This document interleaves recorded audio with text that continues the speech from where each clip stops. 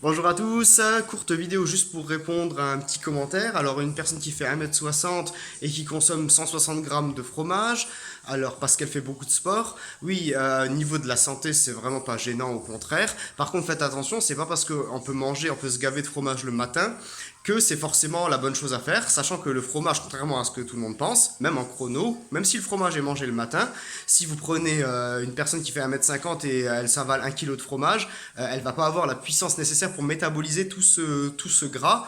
Et bon, je dis 1 kg, mais une personne qui fait 1,60 m, si jamais elle consomme 160 grammes de fromage, à mes yeux, ça fait un peu beaucoup. Après, tout dépend de cette personne. Si elle est très très très active, elle peut manger 160 grammes de fromage. Alors, c'est vraiment pas gênant pour la santé, c'est vraiment pas gênant au niveau métabolique et cellulaire. Par contre, ce qui peut être gênant pour elle, ce serait que la totalité du fromage ne soit pas métabolisée et qu'une partie, même si c'est une fine partie, soit stockée et qu'au cours des jours, elle puisse prendre du poids. Alors, pour une personne qui est maigre comme un clou et prendre du poids, ça la gêne pas, c'est pas un problème.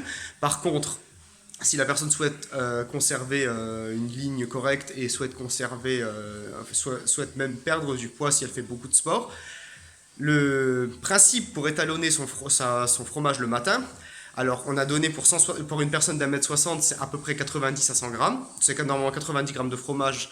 Moi je donne toujours 100 grammes, à peu près, même pour une personne d'1,60 m. Après, c'est à la personne d'étalonner. Si elle fait même énormément de sport, elle peut bien sûr augmenter 120, 130, 150, 160 grammes, 200 grammes même. C'est à elle de voir après si au cours des jours suivants, est-ce qu'elle stocke ce fromage, est-ce qu'elle prend du poids ou est-ce qu'elle en perd. Tout dépend du métabolisme de chacun. Est-ce que ce fromage qu'elle prend, euh, est-ce que il est même en grosse quantité, est-ce qu'il est suffisant ou est-ce qu'il est en trop? Ça va vraiment dépendre de votre faim. Ça va être étalonné par rapport à la faim. Ça veut dire que si jamais vous prenez votre fromage à 6 h du mat parce que vous vous levez tôt ou à 5 h du mat et que déjà à 8 9 h vous avez faim, c'est que vous n'en avez pas consommé assez. Si jamais vous vous levez à 5 h, vous mangez votre fromage et qu'à 3 h de l'après-midi vous avez toujours pas faim, c'est que vous en avez consommé trop. Après, si jamais, même si vous avez faim 4 à 5 heures après, mais le soir vous avez beaucoup trop faim, c'est qu'il n'y a pas eu assez de gras, assez d'apport de gras le matin.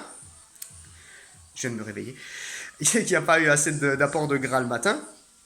Donc, c'est qu'il faut augmenter la quantité. Donc, vous voyez, c'est vraiment pas parce que vous faites 1,60 m ou 1,70 m qu'il faut consommer 90-100 grammes. C'est vraiment, même quand vous prenez les livres de mincir sur mesure, etc., c'est vraiment des indications primaires, on va dire, pour démarrer. Après, c'est à vous d'étalonner. Donc, du coup, une personne qui fait 1,60 m, si elle me demande si elle peut manger 160 grammes de fromage, bien sûr qu'elle peut, bien sûr qu'au niveau métabolique, ça va pas être gênant si elle arrive à tout métaboliser. Après, si elle en stocke une partie, faut qu'elle regarde si elle prend du poids ou pas. Et bien sûr, ça va dépendre de si elle a faim 4 à 6 heures après. Le but, c'est toujours avoir faim 4 à 6 heures après. Et de surtout, ne pas avoir faim le soir. Moi qui fais 1,70 m, des fois, pour être tranquille, quand je sais que je vais pas manger le soir ou que j'ai pas envie, je m'avale 200 grammes. Voilà. Après, mon but premier à moi, c'est pas de perdre du poids.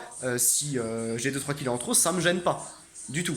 Donc en fait, tant que métaboliquement ça va, le reste va. Pour moi, c'est une personne qui décide de perdre du poids et qui va préférer du coup avoir un peu faim le soir et manger un peu de poisson au lieu de pas du tout avoir faim pour réduire son fromage. Vous voyez, c'est une balance après.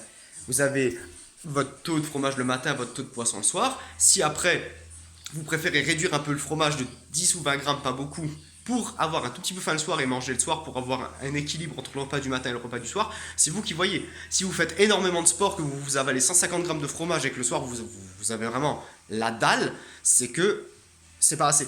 C'est qu'il va falloir augmenter. Voilà. Donc c'est une balance. Voilà, juste une courte vidéo pour répondre aux commentaires que j'ai eus et pour vous dire qu'en fait, ça dépend vraiment de chacun. Il ne faut pas suivre bêtement ce qui est écrit dans un livre. Il faut vraiment étalonner soi-même à un moment. Et le plus important, vraiment le plus important, que je pense on le cache un petit peu au niveau de la chrononutrition pour pas que les gens aient peur, mais c'est pas parce que c'est du fromage et qu'il est mangé le matin qu'on peut s'enfiler 1 kilo. J'ai certaines personnes qui ont grossi en voulant s'enfiler une raclette, en voulant s'avaler 250 à 300 grammes de fromage le matin. Elle me disait, bah, j'avais pas faim le midi, j'avais même pas faim le soir, alors elle mangeait une fois le matin, mais ça allait pas. Il faut quand même garder un certain équilibre de 3 repas par jour. Surtout pour les gens qui ont des soucis de glycémie, il faut vraiment essayer de lisser. Il faut vraiment essayer de ne pas faire le moindre repas possible. Tout dépend après qui vous êtes. Si jamais le fromage, si vous mangez trop de fromage le matin, vous voyez que ça passe pas parce que c'est beaucoup trop, parce que le matin vous n'arrivez pas à vous avaler 250 grammes de fromage, vous préférez le réduire et manger un peu le soir, c'est vous qui voyez. Donc c'est vraiment un étalonnage au cas par cas. Voilà. Voilà, donc vu la journée ensoleillée qu'on a, je ne vais pas rester à la maison. J'espère que vous non plus, ce serait dommage. Alors je vous souhaite à vous une très bonne journée. J'espère que ma vidéo vous a plu, que j'ai été assez précis dans les explications, surtout à la personne qui m'a demandé, qui m'a posé la question de base, parce que le fait d'écrire ça aurait été beaucoup trop long. Donc je vous souhaite à tous une excellente journée. À bientôt. Ciao ciao.